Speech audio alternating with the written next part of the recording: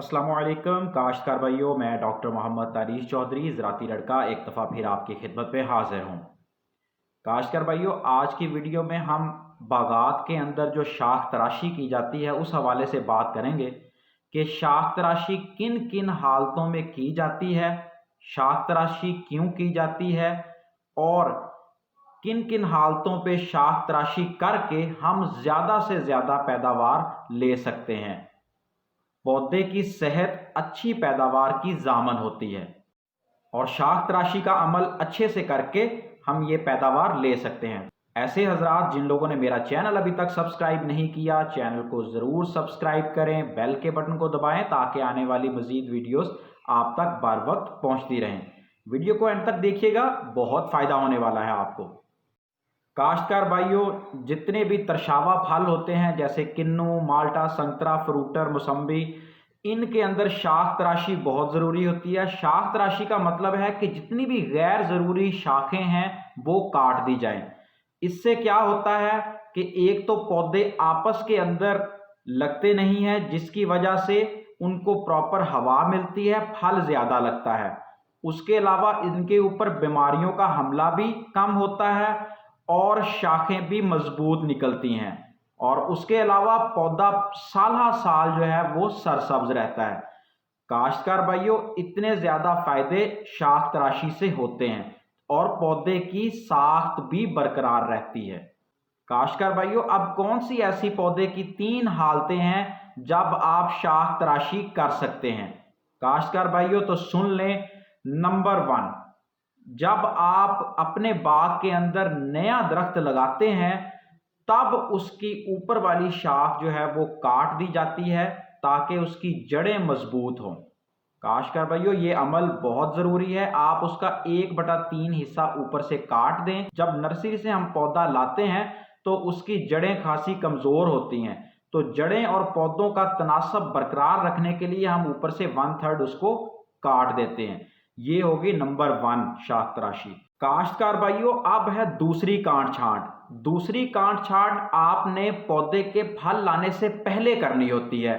इसका मकसद होता है पौधे की साख्त को बरकरार रखना। काश्तकार भाइयों, जो शाखें हैं वो पौधे के चारों तरफ फैली होनी ज़रूरी हैं और कोशिश करनी चाहिए कि 2 से 3 फुट के बाद जो है वो शाखें निकलना शुरू होनी चाहिए ताकि पौधे का जो तने वाला ये हिस्सा है निचला, वो महफूज रहे गर्मी से, जिससे उसकी छाल फटने का अंदेशा नहीं रहता, उसकी छाल उखड़ती नहीं है। तो काश्तकार भाइयों, पहले 2-3 साल जो है वो पौधे का ढांचा बनाने की तरफ तवज्जो ज़रूर देनी चाहिए। काश्तकार भाइयों, अब मैं आपको तीसरे काट छांट के दर्जे के बारे में बताता हूं, वो कब शुरू होता है। काश्तकार भाइयों, जब पौधा फल देना शुरू कर देता है तब ये वाली काट छांट जो है वो ज़रूरी है। तो जनवरी के महीने में आप जितनी भी बीमार शाखें, कमज़ोर और सूखी हुई शाखें जो हैं वो काट देते हैं। उसके अलावा आपने जो वाटर स्प्राउट वाली शाखें होती हैं जो बिल्कुल आपको अलग से रंग की नज़र आती हैं, गहरी सब्ज, वो शाखें भी काट देनी चाहिए क्योंकि उनके ऊपर फल जो है वो नहीं लगता। काश्तकार भाइयों, यहाँ पे एक बात और भी याद रख लें कि अगर शाख की मोटाई जो है वो 1 इंच 2 इंच से मोटी है और वो अगर आपने काटी है तो उसके ऊपर आपने बोर्डेक्स मिक्सचर का जो पेस्ट है वो ज़रूरी लगाना है ताकि कोई बीमारी उसके ऊपर हमला ना कर सके। ये तो होगी 3 हालतें जिसमें शाख तराशी की जाती है। तो शाख तराशी कैसे की जाती है? वो 2 तरीकों से की जाती है। वो 2 तरीके कौन से हैं काश्तकार भाइयों? एक है थिनिंग आउट, एक है हेडिंग बैक। हेडिंग बैक का मतलब होता है सिरे काटना। आप जो है जितनी भी लंबी शाखें जो पौधे की बैरूनी साल से बाहर निकल रही हों, आप उनको काट दें, तो उससे क्या होगा, पौधा जो है अपनी साख्त बरकरार रखेगा। काश्तकार भाइयों, ये तो है एक तरीका। और शाख तराशी का जो दूसरा तरीका है वो है थिनिंग आउट। उसमें पौधे की अंदरूनी और बैरूनी काट छांट जो है वो की जाती है। फल जो है वो अच्छी क्वालिटी का लगता है, फल का साइज जो है वो मुनासिब रहता है, जिसकी वजह से मार्केट के अंदर अच्छे रेट मिल रहे होते हैं।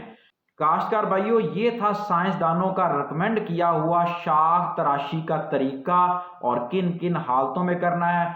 काश्तकार भाइयों, शाख तराशी का मकसद ही ये होता है कि आप पौधे की साख को बेहतर बनाते हैं, पौधे को बीमारियों से महफूज रखते हैं, पौधे के ऊपर हवा जो है वो मुनासिब तरीके से पड़ती है, फल ज्यादा लगता है, कीड़े मकोड़ों के हमलों से पौधा महफूज रहता है, पौधा जो है वो पानी को और ग़िज़ा को भी अच्छे तरीके से इस्तेमाल करता है। ये सारे फायदे जो मैं बता रहा हूँ ये काश्तकार भाइयों शाख तराशी के हैं।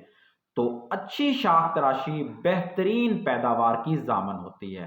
तो काश्तकार भाइयों, उम्मीद करता हूं आपको मेरी बात समझ आ गई होगी। मेरे चैनल को सब्सक्राइब ज़रूर किया करें, मेरी वीडियो को ज़रूर लाइक किया करें। अपना बहुत सारा ख्याल रखें। अल्लाह हाफिज़।